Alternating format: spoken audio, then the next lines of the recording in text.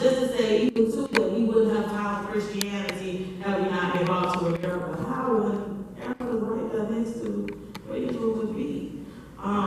Which is real crazy, you know, because I've heard these arguments. I've heard them from people who look like me, that if we wouldn't have been brought to America, then we wouldn't have found Jesus. What are you talking about? That makes no sense. You look at Ethiopia in the Bible as it even those different countries. So I think that, saying those type of things are very hurtful for our students, especially in terms of their self-esteem, their self-respect.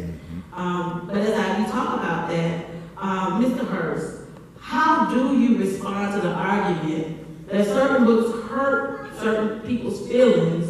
And do you believe that this concern is rooted in fear of historical truths or a broad attempt to maintain control over historical narratives? The intimidating factor when we start talking about Black history or Black history books is that white folks don't want to admit how their ancestors treated my ancestors in a country that was founded on the American institution of slavery, the Christian institution of slavery, which begat white supremacy and racism. This country was fundamentally founded on enslaving people based on the color of their skin. And somehow in the dialogue, in the narrative, we want to disassociate that from conversations when we talk about Black history. This country made it against the law to teach enslaved Africans how to read and write.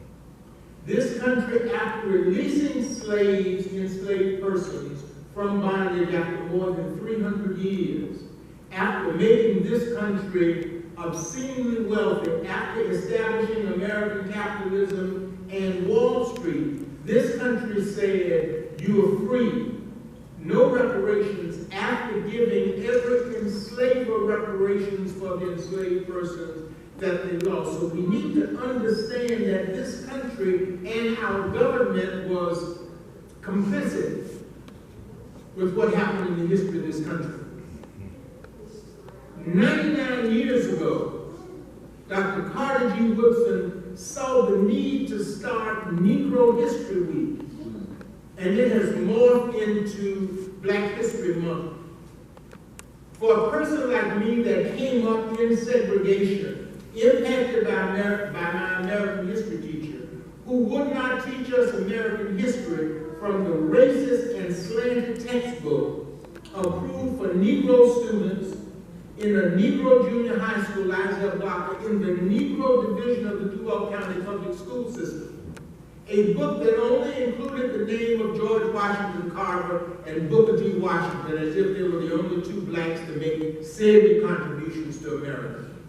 So Mr. Pearson taught us American history outside of that book.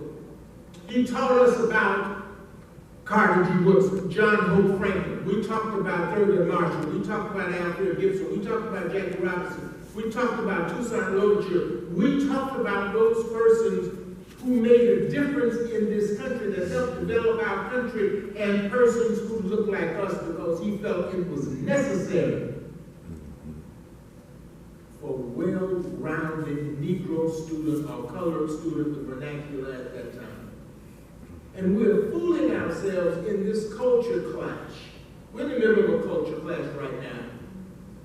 We got white folk on one side saying, if you talk about history, you make me feel guilty and uncomfortable. And black folks saying, well, this is how your ancestors treated my ancestors. How can I not talk about the accuracy of American history? Because it happened. White folks don't want to talk about the truth when it comes to American history. We need to understand that. And until we get beyond that barrier that says we cannot talk about the truth because we don't want to make white folk guilty and uncomfortable, we will never have an honest American history because white America will not want to include black history as part of that group. Thank you so much for that. People not clapping, but if I could now this microphone in my hand, I'd be going crazy right now with my hand.